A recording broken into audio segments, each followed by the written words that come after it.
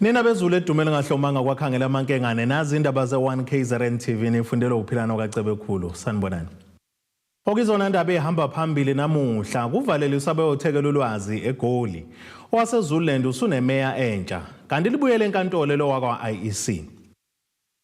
Sanemukelene nabakaMbombosho omnyama kwindaba zethu ze1 KZN TV.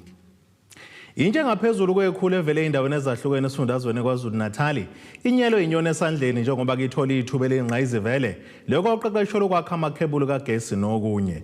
Ekhuluma ke emcimbini obubanjele eThekwini kwaZulu Natal okuvaleliswa kwalentsha ungqongqoshe omnyango wezokuthuthukiswa komnotho esifundazweni umfundisi uMusa Zondi uveza ukuthi lolu ngolunye kuhle lokuhloswe ngalo kuba ke lihlangabezane nenkinga yokungaqasheki kwabantu abasha. Ibihluleka nokufihla injabulo yayo intsha engama50 eyingxenye yabangaphezulu kwekhulu abathola ithuba elingqayizivele lokuqeqeshelwa ukwakha amakhebulu kagesi nokunye. Omunye walaba ekhuluma neziko lezindaba uveze ukuthi njengoba beyoba ingxenye yalo qeqesho inkinga kagesi isizoba umlando kwazise bayimisele ukubhekana nayo ngamakhono abazowazuza. Leli thuba livele ngalesikhathi sesilahlile nathi ithemba sabantu abasha whereby the rate of unemployment iphezulu eningizimu Afrika. So loli thuba njengoba ngishilo ngathi ithuba eliyingqasivela silibone kuma social media ku advertisewa. At firstly besitshela ukuthi umdlalo, then sa applya, mas applya sabizwa sayo interviewer and besitsheliwe ukuthi siba 950 kodwa kuleyo 950 sakwazi ukukhethwa saba the chosen ones. Siyofunda ukususa phansi ukwakha ikhebuli kagesi iphelele then sikwazi ukuinstalla. That means even the low shading isizoba history ezweni lethu laseningizimu Afrika. So leli thuba lizoshintsha impilo yawo wonke umuntu omnyama. Sifuna ukuhamba siye eJoburg siyo trainwa siqeqeshwe, sifuna ukubuya senze umehluko sisize nathi sikwazi ukuba yingxenye yabantu abakwazi ukusiza abantu abasha. Ekhuluma ngesikhathi kuqhubeka umcimbi wokuvaleliswa kwalentsha ungqongqoshe omnyango wokuthuthukiswa komnotho esifundazweni uvezeke ukuthi lo msebenzi owenkampani ebiza ngeMwanga Cables kanti umnyango uzobambisana nayo. Bazohlinzeka labafundi abazoqeqeshwa isikhathi esingaphezulu konyaka esifundazweni eGauteng ngolwazi futhi baphinde babaqashe uma sebephothulile uqeqesho lwabo. Lokho kuyinto enhle kakhulu ngoba akuvamile ukuthi abantu uma beqeqeshelwa umsebenzi baphinde bathole lamathuba omsebenzi. Bayahamba lapha bazokhokhelwa akukho lutho abazokhipha emaphaketheni. Okwabo ukuba bafunde babe neziqu namathalente okwazi ukuthi bawasebenzise nxa sebebuya. Okunye ke sekuyoqhubeka nxa sebesebenza sebela. Lokho kuzosiza kakhulu kuba abantu abasha laba bayiviyo lokuqala bese bekwazi ukuba babe ngamavulandlela ukuba bafukule umnotho wakwaZulu Natal nokuba sinciphise lesi sibalo esikhulu kangaka sokuba abantu abasha okuyisikhala esikhulu ukuthi abaqasheki abaqashiwe abacijelwe ukwenza imisebenzi. Ngakho ke lo msebenzi esiwenza namhlanje uhlangabezana nazo zonke lezi zinselelo. AbeMwanga bathi ke babone kubalekile ukuqala ngokuhlinzeka ngamakhono intsha kulesifundazwe njengoba ke bezotshala imali ebalelwa ku1.3 million randi ngomsebenzi wokwakha inkampani noma ke izinda senkampani yabo kulesifundazwe. I-learnership le esiyenzayo lesinikeza abantwana izobasiza ukuthi bathole i-skill and the knowledge yokuthi bakwazi ukukhompyutha in this very dynamic industry electric power cables. And i-training abazoyithola is that of the global standards which has been approved by SACA and has been approved by MISITA. So at the end of in the completion of the program, the candidates will be bestowed with a MISITA and SACA approved NQF level 4 national certificate. which is for further education and training certificates for power cable production technology. Ey'ndabeni ze-One KZN TV kube kuNtomkhona Mvubu ngiseThekwini. Umasipala wesifunda iZululand usunemeya entsha Ceke kulandela ukuthi namuhla lomkhandlu benomhlangano okukhetha lokho ozovala isikhala semeya kulandela ukwesula kaMfundisi uThula Sizwe Buthelezi osengungqongqoshe umnyango wezokubusa ngokubambisana nezindaba zomdabu esifundazweni. uMichael Khumalo we-IFP ukhethwe ngokungaphikiswa njengemeya kumasipala waseZululand. Ngemuva kwami-ke izindlu zomkhandlu wesifunda saseZululand nalapho-ke bekuzokhetha khona imeya entsha kulo masipala kulandela ukusula kwalowo obeyimeya kulo masipala uMfundisi uThula Sizwe Buthelezi osethatheke isikhundla sokuba ungqongqoshe wezomnyango wokubusa ngokubusana nezindaba zomdabu KwaZulu-Natal. Namhlanje-ke sesiba nengxoxo ekhethekile nomeya omusha walomkhandlu lapho-ke ecacise khona ukuthi-ke izinhlelo ezinkulu anazo njengoba engenele kulo masipala inkinga yamanzi ebhekene-ke nezindawo ezakhele lesi sifunda. Uthi-ke lokho-ke uzozama ukuthi akusebenze kube yinto elungayo. Ngokumsebenzi omkhulu esibhekene nawo owamanzi kunzima kakhulu ngodaba lwamanzi. Kuyabiza futhi uma ufuna abantu bathola amanzi ngendlela efanele ayadura. So-ke kodwa uma sibambisene sihambele imiphakathi sibachazela ukuthi kwenzakalani ngicabanga ukuthi konke kuzohamba kahle ngokubambisana. Ngiyafisa nje thembisa ukuthi la eZululand sihlala la okuneyigodlo khona zesilo. So ke kuzofanele sikubeke phambili ukuhlonipha isilo namakhosi siwabeke endaweni efanele bese kuthi zonke ezinye izinto sizoqhubeka nazo lezo ebezivele zenzeka ezinhle kodwa kuphela sokwenza sizokwengeza kulokho kuhle bekukhona. Kanti amaqembu-ke noma sithi-ke amanye amalunga amaqembu akhona kulomkhandlu singabala i-ANC, i-ENFP nawo-ke aphawulile ngokukhetha kwameya aveza izimvo zawo ngokukhetha kwakhe umeya. Bekufanele egcineni umeya womkhandlu akhethwe. Kodwa-ke sisuka thina emakhaya njenge-NFP sisuke siza kwi-ordinary council nje ejwayelekile ebakhona njalo emva kwenyanga ezintathu kodwa-ke sase sayifica item ethi-ke kuzokhethwa lo omhlonishwa umeya. Iqiniso kwelithi-ke i-NFP no-ANC ngoba sinobudlelwano obusuka ku-2011 nawo. Siyakwemukela ukukhetha kukameya omusha ngoba vele bekuyiyona IFP ebiphethe and-ke into eyenze sangacontesta ngoba besingacontesta kodwa-ke esiqondayo ukuthi kuseney'ngxoxo ey'khona provincial and national so bengaba sekugxomondela masingathi siya contesta salinda bangenhla ubuholo obungenhla ukuthi buthini singathatha over eZululand noma senze njani ngoba enye into engenzeka ukuthi kulento yobambiswano kahulumeni weprovince iyasitshela ngokusobala ukuthi nako masipala kuzoba kanjalo manje if beso contest ethola ukuthi bese somosha into esaxoxwayo ubuholo obungaphezulu yingaleso zathu singazange sicontest. Kwingxoxo yethu ekhethekile nomeya lomasipala uKhumalo ukuvezile ukuthi njengoba ingenile uzoba yimeya uzokwenza isiqinisekiso ukuthi kuba nobumbano nokuthula kulomasipala amaqembu esebenzisane nje wenza isiboneleko nangokuhulumeni obambisano esifundazweni KwaZulu-Natal kanye nakuzolonke njengoba ke amaqembu ebambisene. Nengithembisayo ukuthi angizukusebenza ngedwa ku local government awuphumeleli musebenza wedwa.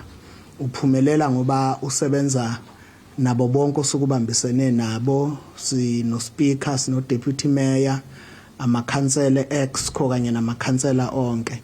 Impumelelo kiba kahle uma sisebenza sindawonye.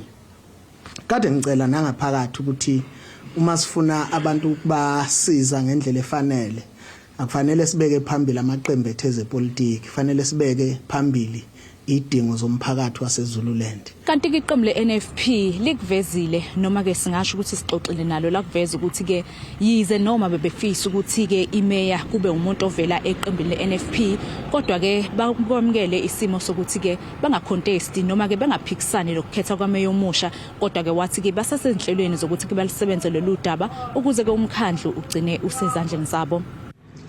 Bengeke kusize exercise ukumcontest kodwa esifisa ukusho ukuthi ayiphelile kukunika sazokwenza sazoncenxa namanye amaqembu kuba ngoba egcineni sifuna lo mkhandlo waseZululand uphathwe iNFP. Akukho ke okubi esingakusho ngokuthi ekhethwe uKhumalo bekufanele vele kube nomeya oyedwa akakwenzeki kube namawele ukuthiwa nje laba babili they holding one position. iNFP ke ayikho confused izoqhubeka sivele siyiqembu eliphikisayo hayi ukuthi thina sehlile emandleni besivele siyiqembu eliphikisayo futhi lokho sikwenza ngempumelelo esazoqhubeka sikwenza kodwa ukufuna ukushintsha umkhandlo ngeke siphumule kungenzekile lokho. Lo mbiko ke uhlanganiso usamkeliswe eNqulunga ngibika ngibukhoma ke la endlini zomkhandlu waseZululand Ondini. Inkantolo kaMantshi eMgungundlovu isichithile ke isicelo senhlangano yeIEC sokuthi icala elibhekene nesisebenzisayo sokushaqa amaphepha okuvotisa siyolalela inkantolo yezokhetho ngolasemzini electoral court. Imantshi ithi ibonele inkantolo kufanele ukulalela leli cala ngoba lisuka ke station samaphoyisa ke Places Layer engaphansi koMgungundlovu noko lapho kwenzeka khona ke isigameko. Umsola umsa wenkosi Mnikatho neminyaka engama40 yobudala usola ngokuphula kumthetho sisekelo wesigaba sama-9 womthetho wezokhetho. Iqembu lomkhonto wesizwe eMgungundlovu lithi liyasamukela isinqumo senkantolo yeMantshi sokuchitha isicelo se-IEC sokuthi icala lingayiswa enkantolo yezinketho okuyi-electoral court. Isinqumo senkantolo sanamhlanje siyamukeleka eqenjini lomkhonto wesizwe ngoba siyazi ukuthi umangalelwa nabameli bakhe bebefisa ukuthi lolu daba luyoxoxwa enkantolo yezinketho kepha ke le nkantolo yasikubona kufanele ukuthi lolu daba lixoxelwe kule nkantolo ngoba lo daba olunokwenza nobugebengu alukho kakhulu nenhlelo nokuphatheka kohlelo lokhetho. Laba bathi lokho kufakazela isikhalo sabo mayelana nenqubo yokhetho lakamuva. Lesi sinqumo senkantolo sifuna ukuthi sikhombise ukuthi kakade kwaba nogcopho ekuphathweni kokhetho. Akwazi ukuthi ngathi isikhulu saka IEC sizohlala phambi kwenkantolo bese sithi ukhetho lwalu free and fair. Abameli be-IEC bathi basamukela isinqumo kepha basazosifakela izibuko. We've been in court this morning. We cannot pass comment because this matters before the court. But we thank you very much for being here today and we thank you again. We've still got to study everything. These matters have to be studied before I can pass comment. Ephawula uAdvocate Jennings ngokungadlulisa kwecala njengoba iMantshi iveza ukuthi inkantolo ikufanele ukulalela leli cala. uJennings ubeke kanje. When you basically understand jurisdiction, a jurisdiction of our High Court covers the whole of South Africa.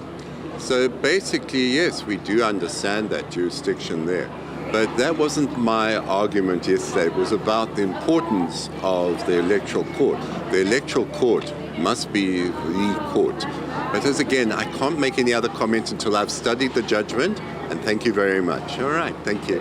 Icala libese lihlehliselwa umsombuluko ukuze ummeli uJennings ezohlinzekwa ngedokodo likaMsolwa kanye neminye imininingwane efanele. Ezindabeni ze1KZN TV uAyanda Dube eMgungundlovu. Ake seyitoleni nebeselo sobuye sibuye futhi nezinye zindaba.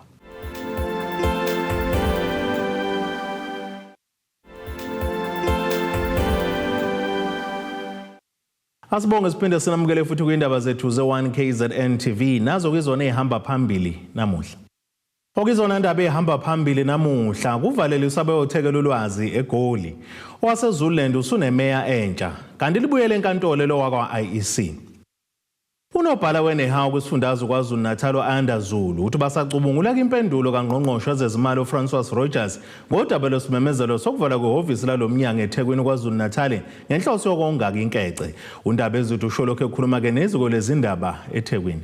Inehawu ithi yakweseka ukongiwa kwemali abakhokhi bentela kodwa basazobheka ukuthi bangaka abasebenza bazothinteka ngokuvala kwaleli hhovisi. Uyokhumbula ukuthi kulama office akwande ama-office ukuthi akukho umuntu phakathi. Lawo ma-office anabasebenzi okusho ukuthi uma abasebenzi bethinteka kufuna ngene into ekuthiwa i-relocation policy. Indaba efana lezi zenza konke ama-department. Uyokhumbula ukuthi saba khona isikhathi la even nama-office amaningi ayesondini ngo-2004 kodwa ngenkathi ethatha isinqumo sokuthi azwa eMaritzburg ama-head office kwaba khona ama-changes and leyo nto leyo ayimenyezelanga kwimedia. Kwalandela i-process lapha yana eChamber la kuxoxa khona iy'ndaba ze-relocation. Ama-department ahlala wamuva ama-office kodwa awukwazi ukuthatha lezo nqumo isiqo njenge department usithatha in consultation with abasebenzi usubonile ukuthi bangakanani abasebenzi abazoba affected and mabe affected ithini mitigation. uZulu uthi umqashi kubalekile nokucabangela abasebenzi ngesidingo zabo kanye nokuthi kulandela imigudu efanele ngaphambi kokuthi kuthathwe isinqumo sokuthi kuvalwe ihhovisi. For instance, uma umsebenzi ehlala eThekwini enengane ehlala eThekwini uma usuthi akawasebenza eMaritzburg, there are also cost implications. That is why public service regulations stipulated ukuthi akube khona relocation policy okuyona ezoguide ukuthi process ihamba kanjani. Nathi njengenyonyana siyakuseka zonke izinhlelo zokunciphisa amakhosi so that imali izokwazi ukuthi iye lapho where it matters the most. But we do think that this process is a matter of principle ufuna kulandela i-proper consultation. Estatimendeni esakhishwa ilomnyango kuleli sonto saveza ukuthi leli hhovisi belikhokha imali eyisigidi ngonyaka okwenza kube u5 million ngeminyaka emihlanu. Ngakho ngqongqoshe Rogers uthi bazibophezele ukonga imali ngokuthi abasebenzi basebenzise ihhovisi elisePietermaritzburg. Ngudebogo Sibisi wezindaba se1KZN TV ku Channel 261 ngiseThekwini. Umashela enkantolo kamanje umphakathi waseDumbe lapho bezokulese khona ilaka labo ngoshwelothola labo abasolwa ngokunukubeza abesifazane ngokocansi nezingane njengoba ke vele kokuqala ke umsolwa osola ngokudlwengula ke ingane yakhe eneminyaka eli17. Umphakathi wakahlelo oluhle nomnyango wezenhlala kahle kanye no Lifeline bamezela ukuba ke maningi amacala afana nalawa kodwa ke acindezelwa ke imndeni kanti icala libe sehlehliselo lomhlazi intathu kuNtulikazi. Umphathi wenhlangano uhlelo oluhle uThobile Hlatshwayo uveza ukuba maningi amacala afana nalawa kanti kufanele abantu abanukubeza abesifazane ngokocansi bengawutholi ushwele. Ama cases maningi mawuthi uthatha ukubheka amanye avalelwe aphansi kwamatafula awaveli kahle kodwa nje akhona within lo 4 months engiwaziyo awu4 awe rape. Ngakho njengoba silapha kwamanje namhlanje size ngecala lo umsolwa osolwa ngokuthi udlwengula ingane yakhe eno17 years. Kodwa futhi simisela ukuthi siyenze follow up ukuthi sigcina ngokwazi ukuthi umsolwa ligcina ngakuphi icala lakhe liyaphela noma kwenzakalani ngoba impela siyacela ukuthi ibail angayitholi. Abomnyango wakwa-DSD eDumbe bathi bazokwelekelela ekutheni bekwazi ukwaluleka lo mntwana ngokwengqondo bephinde bembeke nasendaweni ephephile. UDSD usebenza ukululeka ngezengqondo ofarisha i-counseling kulawo umuntu osuke ehlukumezekile. Utha uma ngabe ukuthi umntwana ukuhlukumezeka kwakhe kwenzeka within ekhaya siyamthatha simbeke endaweni esafe njengalokhu kunecala nje njengamanje okusolakala ukuthi umntwana ulokhu eqale ukuhlukumezeka kusukela emncane elalo ubaba wakhe. Njengamanje akekho simbekile esikhungweni la esimthola ukuthi akwazi ukuthi ayithole ekhuselekile evikelekile. Khona manjalo iphini likaMeya uMajuba Mavuso Kunene uthi imndeni kufanele ipheze ukufihla amacala afana nalawo. So umphakathi waseDumbe siyacela ukuthi onke amadoda bonke obaba bonke omama ake ixoxe lezinkinga ngoba mayenzeka lenkinga kanje sekuyacaca manje ukuthi kungenzeka ukuba kusiyona yodwa le ekwazile ukuthi ama social worker ayisebenze iphumelo bala. Kweminye yemndeni kuyenzeka uzwe kuthiwe umalume ugila imkhuba ethile kumshana ngaphakathi ekhaya kodwa bese kuthiwa ke kuhlale phansi kuxoxe siyothini phela ngoba umalume uyena osondlawo lapha ekhaya. Sicela ukuthi bonke abantu besifazane onke amadoda khona zonke zakhamuzi ezikhona uma kunezenzo ezikhona ezenzakalayo sicela ukuthi abantu bephume beyibike bephumelo bala. Ekugcineni kosuku ke siyocela ukuthi ke umnyango wezenhlala kahle kulesifundazwe saKwaZulu Natal uSocial Development siyacela ukuthi behambele zonke izikole esinazo eDumbe ezu93 ke kuyokwenziwa lama awareness campaign ngoba uzothola ukuthi lengane nje izoba yona ezovula isithombe kuzo zonke izingane ezikhona izothi mayisixoxa ngokuvulelekile uthothi izobe siyabhoboka nenye ithi hayi nami lokho kwake kwenze kumalume wakwangenza ukuthi ubaba kwangenza ukuthi.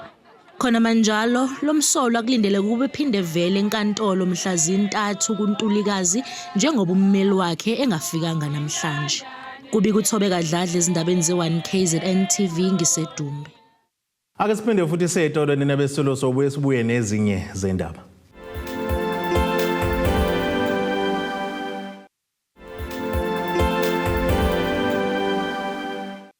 Asibonge siphinde sinamukele futhi kwindaba zethu ze1 KZN TV nazo kwizona ehamba phambili namuhla. Okizona ndaba ehamba phambili namuhla kuvaleliswa beyothekela ulwazi eGoli. OwaseZululand usunemeya entsha kanti libuyele enkantolo lo wakwa IEC. Ake sibheke engosini yezomnotho.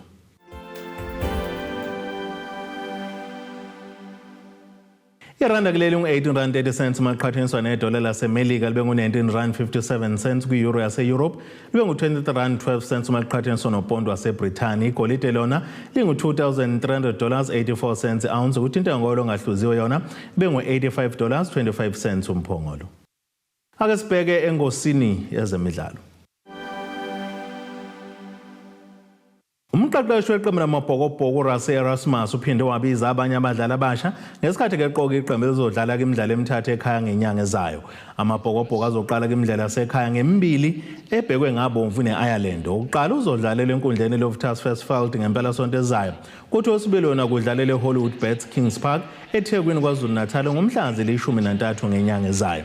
Iqembu lakuleli lizobe selibhekana nePortugal eTotal Stadium eBloemfontein ngomhla zi-20 ngenyanga ezayo. Ngaphambi kokuqala kumqhudelwane iRugby Championship ngenyanga kaMfumfu. Abadlali abangakaze ke bawadlalela amabhokobhoko ababiziwe ngophendulani Buthelezi weHollywood Bet Sharks, uMonre van der Berg weEmirates Lions, abeVodacom Bulls uJohan Grobler noJan Hendrik Wessels. Ake sibheke nasesimo sezulu esingalindeleka.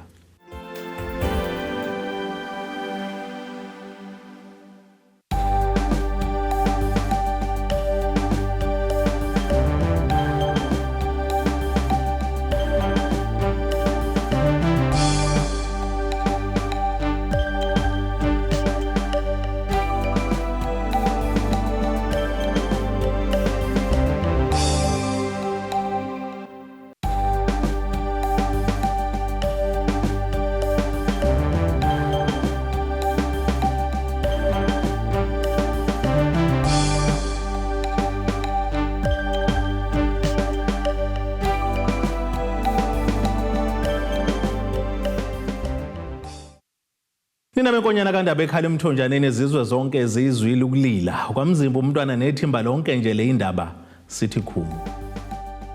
Abethuli bethu bezindaba baxhaswe iThuli's Bayview Bridal.